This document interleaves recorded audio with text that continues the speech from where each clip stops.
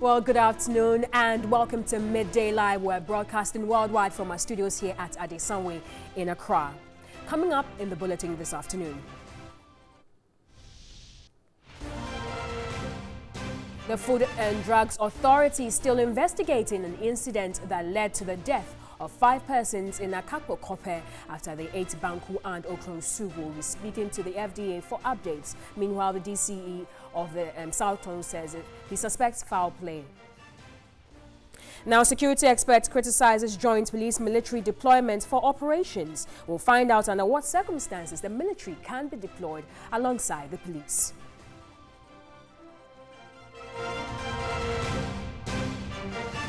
Now, 1 dead and several injured in a rainstorm that occurred Sunday at Aguna West Municipality in the central region.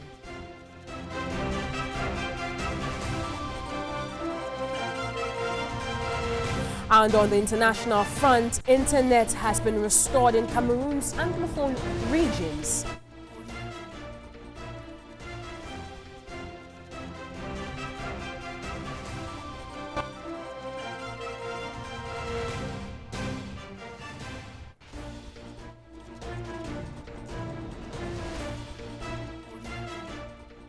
Well, all these and more coming up in the next 60 minutes, including sports and entertainment. Let's do our first story. And now let's talk about a story that basically broke sometime last week where the Goldfield mine workers, that's basically what we are talking about. And the workers of Goldfields Ghana Limited at Tarkwa in the Western region have accused management of the mining firm of forcing them to sign their letters of redundancy, basically under duress. Now, they also indicated that some of the workers were made to sign fixed-term contracts. In the following news desk report, we bring you a summary of the events so far. The company claims it is currently embarking on an aggressive business option dubbed contract mining, hence its decision to lay off over 2,000 workers.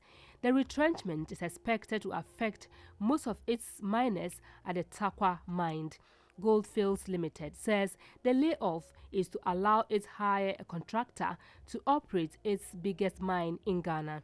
Goldfields last year announced a $1.4 billion reinvestment plan for its Damang gold mine in Ghana that extended the operation to 2024. An Accra High Court on Friday, March 2, 2018, dismissed an application by Mine Workers Union who were seeking an interlocutory injunction over the retrenchment of some 2,300 workers. Presiding Judge Justice Lorenda Owusu, in her ruling, said the Goldfields Company Limited risks losing more if the court grants the application to halt the ongoing layoffs.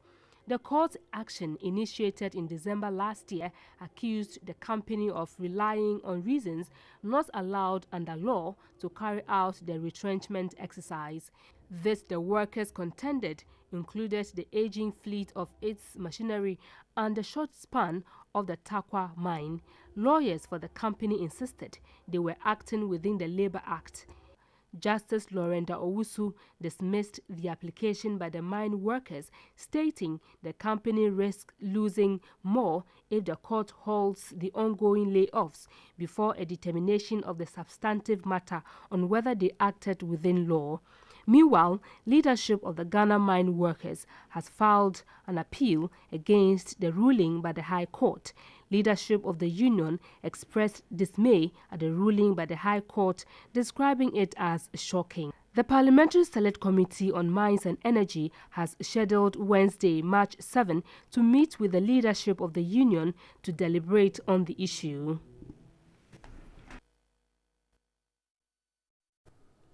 Now, military personnel are in Tarkwa intimidating Goldfields workers and forcing them to sign redundancy letters. The General Secretary of the Ghana Mine Workers Union and other national executives are in Tarkwa, and their fears the situation could get to a boiling point. Now, I've been joined on the phone lines by Abdul Mumin, and he's the Deputy General Secretary of the Ghana Mine Workers Union. Good afternoon, Abdul Mumin, and thank you very much for joining us on TV3.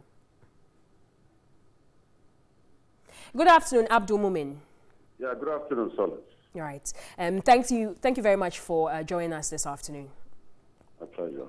Okay. Now, can you kindly tell us the mood in Tarkwa as we speak? The mood in Tarkwa at the moment is a sad one. It's a sad one in the history of the working people of this country. It's a sad one because in this day and age, in the 21st century, where we expect that rule of law will be the order of the day, it does not appear that workers of Goldfields are beneficiaries of that rule of law. And the reason why I say that is because on the eve of the ruling of the High Court, Goldfields had already deployed military men across its premises. And to that extent, when the ruling came out on the 2nd of March, Goldfields management, together with these military men on the ground, had to move from one department to the other, forcefully coerce workers to sign onto redundancy letters, not just sign onto redundancy letters only, also take a 1-month fixed-term contract, whose terms and conditions nobody knows up until date. And so this is the situation that we find or we have in Tarkwa, and that is an affront to the working people of this country. Well, obviously, you're not happy about the ruling, but after the ruling that, on Friday, have you in any way filed an ex-parte motion to restrain the company from, going forward with the ruling? Yes, exactly that. Okay. Immediately the ruling came out, and I'm happy when you played it again. If you listen to the accounts, the judge relied on the fact that on every day that Goldfields Ghana did not go onto a contract mining arrangement that they actually have always intended to go into, they lose close to about $143,000, which is unverifiable. And as I speak to you, the judge did not have evidence to that effect. And so if you rely on mere say, if I just put out a figure claiming that this is how much I lose on a daily basis, and on that score, you give a ruling in favor of the defendant, then clearly, we find that as miscarriage of justice. And it's certainly something that we believe wasn't done in the right direction at all. All right, Mr. Abdul Mumin, thank you very much for joining us this afternoon. We've been speaking to the Deputy General Secretary of the Ghana Mine Workers Union, and he's basically saying that the grounds on which the court granted Goldfields Mines the right to carry out the redundancy process is a bit shaky, considering the fact that they cannot substantiate the said amount, that's about $150,000, that they claimed they were losing every single day. Let's still stay on this issue and speak with Kofi Davo. He is a labor expert and he joins me on the phone lines. Thank you very much for joining us this afternoon. Hello. Mr. Kofi Davo, thank you very much for joining us. Thank you. My pleasure. All right. Now, the workers of Goldfield Mines, and they are basically complaining about being made to sign the packages under duress. Now, considering the fact that the court has ruled in the favor of the company, do they have a legitimate right to complain? Well, I have not read the details of the court ruling, but my guess is that what went to court was whether to determine whether Goldfield had a right to go ahead with the redundancy exercise, given the reasons that they gave. And if that decision has been made and the court has determined that they can go ahead and do a redundancy, what is left is the process. The process it has to be very legitimate, and the law is very clear what the process should be. The process says that basically says that you negotiate with the workers or their representatives in the event that you want to carry out such an exercise. So if that has not taken place, then there could be some legitimacy for the workers' complaint. So what exactly can the workers do in this situation? They would have to file a petition with the National Labour Commission or go to court. These are the avenues that are open to them. Or perhaps management is acting ignorantly and their attention would have to be drawn to it. If indeed it's true that they are being made to sign a redundancy letter under duress. All right. Thank you very much, sir, for joining us. We've been speaking with Mr. Kofi Davor. He is a labor expert, and he's been basically looking at the issue regarding the retrenchment exercise that's currently ongoing in Tarkwa, specifically the Goldfields Mine Company Limited. Let's move over to the northern region and do some other stories. Now, a team of military personnel have destroyed 14 tipper trucks and one excavator belonging to some sand winners in the northern region. Now, this story broke sometime last night, and we are basically being informed that the trucks were set ablaze by a military team who arrived at Dalong, suburb of Kungungu, about 10 p.m. after the owners defied a one-week ultimatum given by the RECSEC when they visited the site on December 11, 2017, after a report made by the Ghana Water Company. Now, the one-week ultimatum ended on December 12, 2017, but the operators did not budge as they continued to win sand from the river. Now, this complete disregard of the one-week ultimatum compelled RECSEC to storm the site on the evening of Saturday, February 3, 2018, 3 months after the ultimatum elapsed. Meanwhile, the Association of Tipper Truck Owners in Tamale have indicated they will embark on a demonstration later today.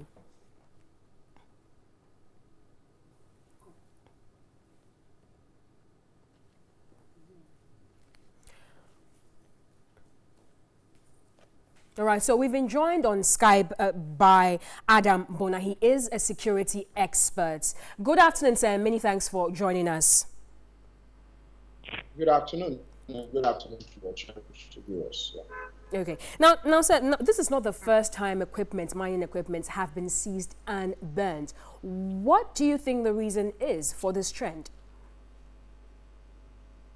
Well, once again, good afternoon to your cherished viewers. I think I have, over the period, said it, that it is not right for the military to be deployed to civilian areas. And when the military has to be deployed, there has to be some form of, state of emergency declared, and therefore we should not allow ourselves to go down, that path. But unfortunately, that has become the norm, and if you look at the state of robbery, people have been calling for the military, and this is not the first time this has happened. But I don't blame the military. I would say that if you look at our nature as a people in this country, sometimes we are a bit chaotic. Reading and picking up information from the ground, I am reliably informed they were given an ultimatum to leave the area they've been mining, mining the soil or sand, and they refused. And so you're saying that using the military is warranted because Ghanaians can be stubborn? Is that what you're saying? No, I'm not saying using the military can be warranted. Basically, what I'm saying is that under the circumstances, we would have to find out from RECSEC, the Northern Regional City Council, and also from the Interior Minister. Okay. Did they declare, probably they declared some mini emergency situation, the curfew. And if they declared curfew within that particular area, it meant that it was a no-go area for those who were perpetrating this alleged crime. Okay. And therefore, if the military did act, I wouldn't fault them, but then let's wait and see what the investigations would be. All right, sir. Now, let's look at the use of the military alongside the police. Can you tell us by law under which circumstances that is supposed to happen? That would usually happen when, a state of emergency, a curfew of a sort. Curfew has been declared. When curfew is declared, the Interior Minister or, whoever it is, or the President, when the President comes in, you would have a state of emergency where they say, all of us, no one should go out. But if it is probably within a particular area, the Interior Minister or whoever it is can say a state of emergency has been declared. What it means is that the military can be called in to ensure that if there is some disturbance going on, it is stopped. And I want to believe that that is what might have happened in this situation. If that is what might have happened in this situation, then probably we'll see what the law says. But expect the military to do this. The military have been trained, if you know the psyche, the training the military go to, the rigorous training. They are trained to capture war prisoners and not kill them, treat them well. But the equipment the combatants are using, they are trained to destroy them. And I have said always that when deploy military to civilian areas and maybe a state of emergency hasn't been deployed, they are likely to arrest people, but they would find the tools that these civilians are using to be tools being used by, they will see them to be enemy combatants. And so I see that these tipper drivers, they might not, they shouldn't have been there. Don't go there, they did. And so for the military, let's celebrate that people didn't die. It was just a tipper transaction, right? So next time, when they say don't go there, you don't have to. You don't have to. Especially when it has to do with water. Okay, Adams Bona, thank you very much for joining us this afternoon. We've been speaking to Adams Bona. He is a security expert and basically picking his thoughts on the incidents that happened in the northern region where 14 tipper trucks and 1 excavator were seized and burned down. Now, let's leave that and do some issues regarding Parliament, because Parliament will this afternoon hold a symposium to mark 25 years of uninterrupted parliamentary democracy in Ghana. The first parliament of the Fourth Republic having been inaugurated in January 1993. The president of the Nigerian Senate, Dr. Abubakar Bukola Saraki, the special guest of honor for the occasion, will deliver the keynote address on the topic challenges and prospects. The vice president, Dr. Mahmoud Bawumia, is also expected to give an address at the symposium.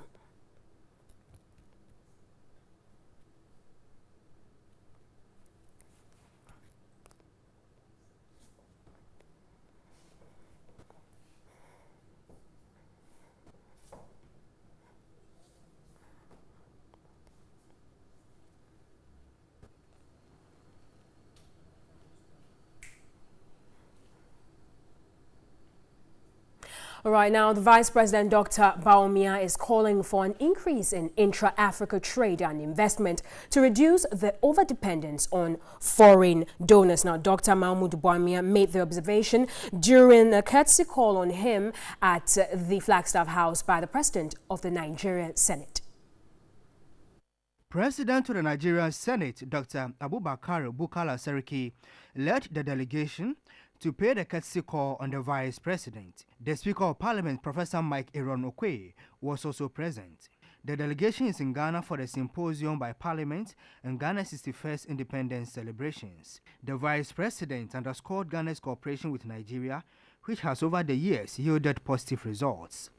He emphasized on the abundance of natural resources in most African countries to foster their economies beyond. But we are all also of the view that we have to move our economies beyond dependency. And I think that when we look at Nigeria, that is the path that you are moving. You are trying to build an economy that is very, very independent. And so we talk about moving Ghana beyond aid and moving Africa beyond aid. President of Nigeria Senate Dr. Abubakar Bukola Saraki praised Ghana for its social intervention policies. He also implored African governments to use their natural resources to create jobs for the teeming youth. But I believe at this time too, we have a responsibility to begin to address the challenges of our people regards job employment for our teeming youth and reposition the African continent. And I believe that we need to do that for us to be able to sit down and address particularly the issue of trade and the issue of economic empowerment for our people. Speaker of Parliament, Professor Mike Okwe, was elated the cooperation between the two countries would promote economic empowerment. As you know very, very well, no country took off economically in manufacturing, etc., without any protection.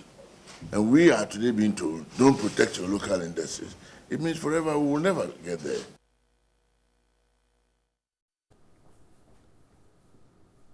You're still watching Midday Live on TV3. We'll be right back with more news updates after this. Stay with us.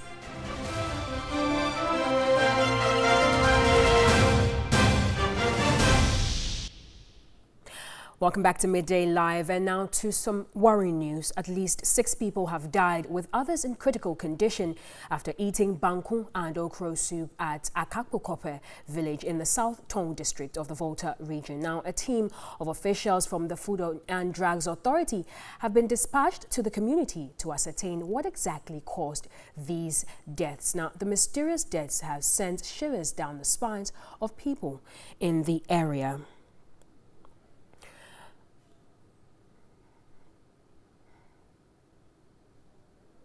Now, we've been joined on the phone lines by the DC of South Tongu, that's Emmanuel Louis Agama, who is currently at the hospital. Good afternoon, sir. Good afternoon. Right. I gather you are at the hospital right now. What can you tell us? Yes, we just closed from an emergency meeting. Okay. Between the DISEC and then the Emergency Preparedness Management Committee, which I'm the chairman of both committees. At the meeting, we have briefing from the medical superintendent of the hospital, Dr. Abib. We also have officials from the region, the Public Health Directorate, and then we have disease control unit of the region. And we have members of the DISEC, the police commands, and all stakeholders. At the meeting, as of now, we don't know the actual cause of death. And sample of blood has been sent to the Gochi Memorial Center, and then the food sample to the Food and Drug Board. Also, postmortem is to be undertaken for us to ascertain the cause of death. As we speak, there's a suspected cases of food poisoning. And with food poisoning, it could be through bacteria or any other forms, or by the act of human beings. Unless we have the report, we don't actually know. It can be even a contagious disease. So as of now, the patients, 2 surviving patients have been quarantined and are waiting the results from the various centers I've mentioned. So as of now, we are at the hospital. We met with the surviving victim, one of them 10-year-old child or so, and the father. The chances are, I would say, that he sustained it. All right, sir. Thank you very much for that update. We're speaking with the DCE of South Tongu, Emmanuel Louis Agama, regarding the 6 people that died of suspected food poisoning in Akakpokope in the Volta region after eating banku and okro soup. It's now time for us to do some business.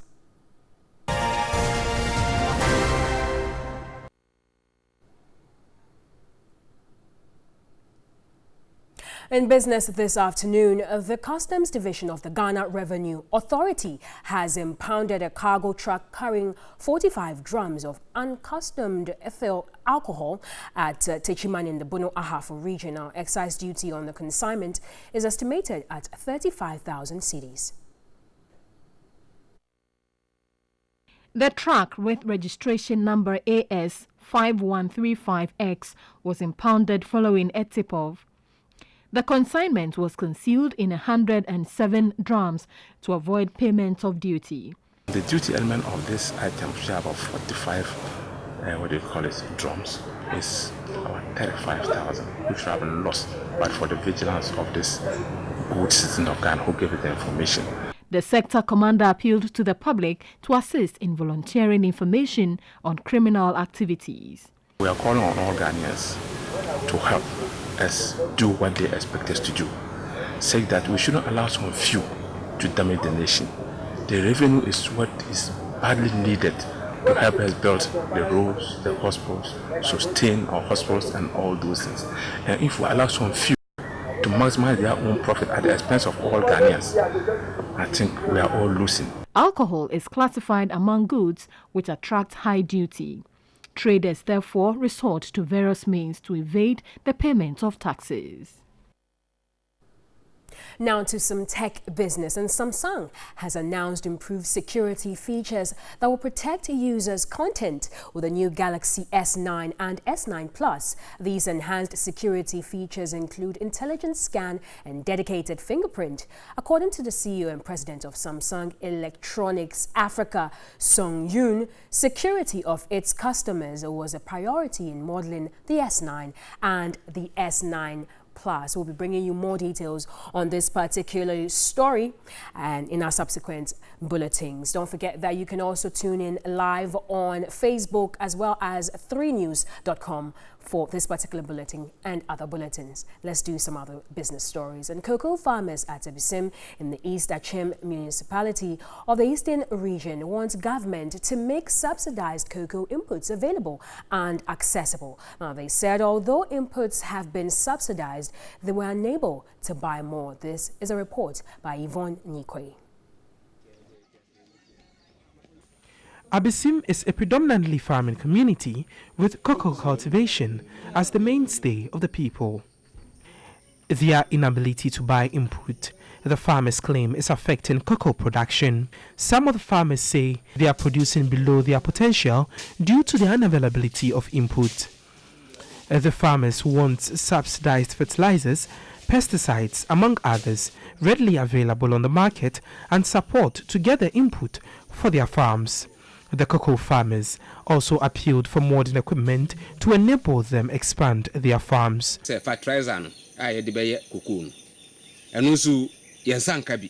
We do not get fertilizer for our cocoa. This has affected production. We plead with government to make fertilizers available. I can say, yes, I'm good cocoa, so I can hit me go 3 times, but we are supposed to apply the fertilizer 3 times, but we do that only once due to the lack of it.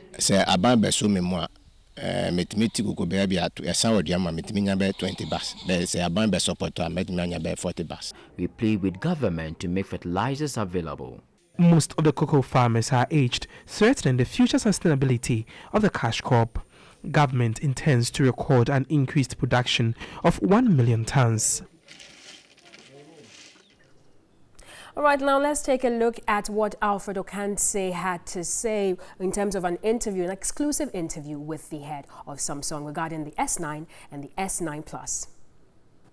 Galaxy S9 has a lot of functions, including for the consumers and the B2B enterprise business. So for the enterprise business, we call NOx. NOx is pliable for more customized solutions. How many times our phones are, exposed to the security risks.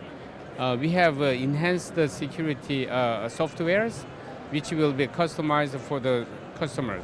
Each B2B, like a bank or security companies.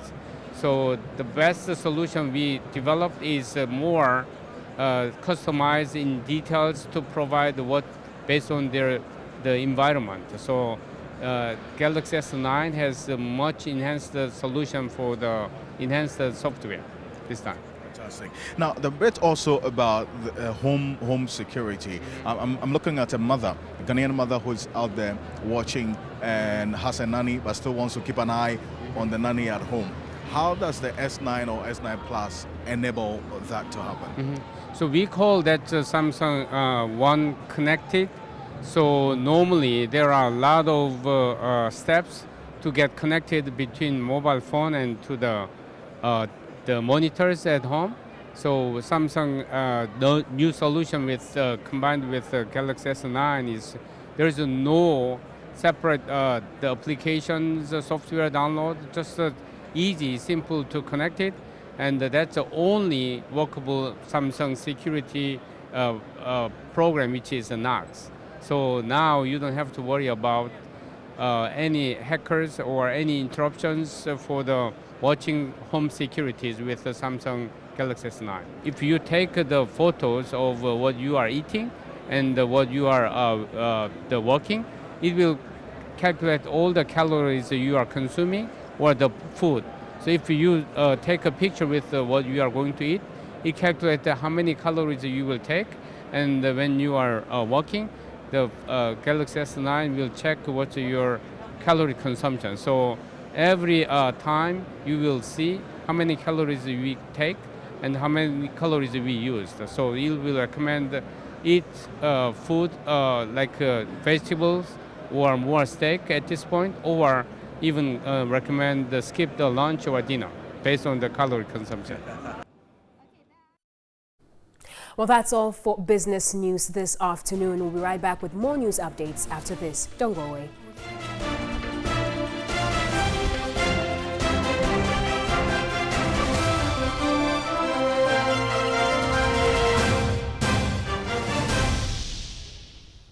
Well, welcome back to Midday Live, and to some good news. The PRC, after extensive stakeholder consultations, has reviewed electricity tariffs, and these are the approved electricity tariffs effective March 2018. That's 15th March 2018, and this is in a press statement released earlier. This is just in, it's fresh. The Commission has received different proposals, and let's look at exactly some of the considerations, or rather the major considerations. First, the key objectives were to ensure efficient and equitable tariffs, and to ensure that tariffs are relevant to the current socio-economic climate. Now, these are the major areas that were considered: the consumer interest, investor interest, economic development, revenue requirements, natural gas prices, pre-negotiation of power purchase agreements, and prudent and efficient costs of the operations of the utility companies. Now, let's come to the good news, the good part. That's the summary of the PRC approved average percentage reduction tariffs. We're looking at residential customers, a reduction of 17.5%. That's the approved percentage reduction. Non-residential customers, 30%. The special load tariff customs, that's the LV, the MV, and the HV, we're looking at 25%. And then the mines, 10%. So residential, 17.5%. Non-residential, 30%. Special load tariff, 25%, and mines 10%. Now, this tariff structure will remain the same and will be reviewed in 2019. And now for the water, they are still considering, and they'll bring the reductions or for water as and when we get the information. So that's the good news for you: price reductions, electricity tariff. All right, so in entertainment this afternoon, the flaunting of the natural kinky hair is currently in vogue. A new trend is likely to follow after this. But how have hair trends evolved in Ghana over the decades? Let's find out.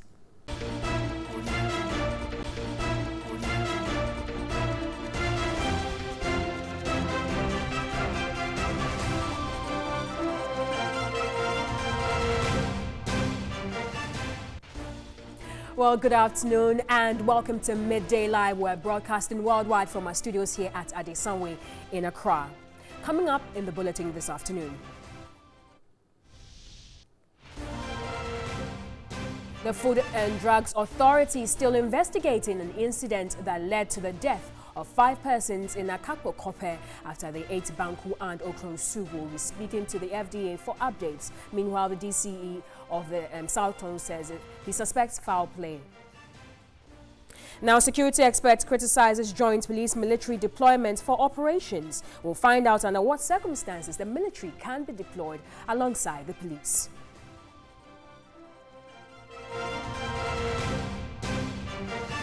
Now, 1 dead and several injured in a rainstorm that occurred Sunday at Aguna West Municipality in the central region.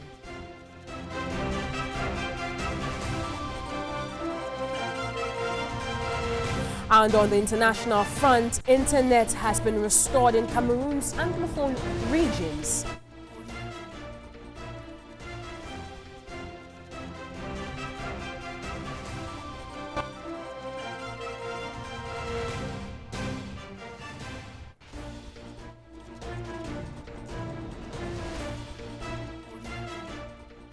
Well, all these and more coming up in the next 60 minutes, including sports and entertainment. Let's do our first story. And now let's talk about a story that basically broke sometime last week where the Goldfield mine workers, that's basically what we are talking about. And the workers of Goldfields Ghana Limited at Tarkwa in the Western region have accused management of the mining firm of forcing them to sign their letters of redundancy, basically under duress. Now, they also indicated that some of the workers were made to sign fixed-term contracts. In the following news desk report, we bring you a summary of the events so far. The company claims it is currently embarking on an aggressive business option dubbed contract mining, hence its decision to lay off over 2,000 workers. The retrenchment is expected to affect most of its miners at the Tarkwa mine. Goldfields Limited says the layoff is to allow it hire a contractor to operate its biggest mine in Ghana. Goldfields last year announced a $1.4 billion reinvestment plan for its Damang gold mine in Ghana that extended the operation to 2024. An Accra High Court on Friday, March 2, 2018, dismissed an application by Mine Workers Union who were seeking an interlocutory injunction over the retrenchment of some 2,300 workers. Presiding Judge Justice Lorenda Owusu, in her ruling, said the Goldfields Company Limited risks losing more if the court. Valentine's Day program. The two couples enjoyed a weekend stay at the Holy Trinity Spa in Sogakope. Emmanuel Ajiman spoke to the lucky couple before their fun trip. On all of our platforms, TV3, 3FM, Onia FM, Connect FM. And today, the winners are ready to embark on a trip to Sogakope just to enjoy themselves. And I'm already enjoying myself in their bus. So let's get down. I can see them trying to pack their things into the bus. So let's get down and then talk to them. Let's know how the feeling is. The month of February was made memorable for cherished listeners of 3FM, Onia FM, and Connect FM. After sharing intriguing stories of how their love story started, the couples were rewarded with a weekend stay at the Holy Trinity Spa in Sogakope. They left Accra for the fun trip on Friday, March 2. Before their trip, the lucky winners expressed gratitude to the radio stations for the honor done them. Millicent Adai-Mensah, the head of station for 3FM 92.7, presented a special gift to them. So you can see the car moving straight up to Sogakope, where the couples who won on Onia 95.1 FM, Connect FM in Takrady, they are going to enjoy themselves inside Sogakope Spa. This is Emmanuel Ajiman reporting for TV3. Definitely would want to be a fly on the wall on that one. We'll be right back with more news after this. Stay with us.